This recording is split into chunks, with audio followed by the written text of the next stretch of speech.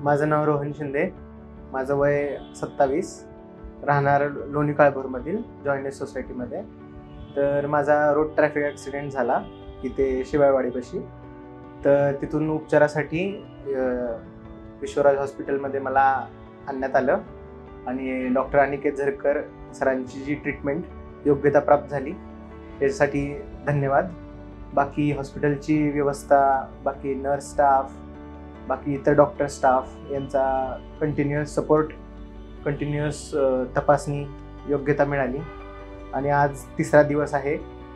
तर आज बऱ्यापैकी छान वाटत आहे. तर माझा रिब्स फ्रॅक्चर होते, शोल्डर फ्रॅक्चर होता, तर बऱ्यापैकी पेन कमी झालेला आहे.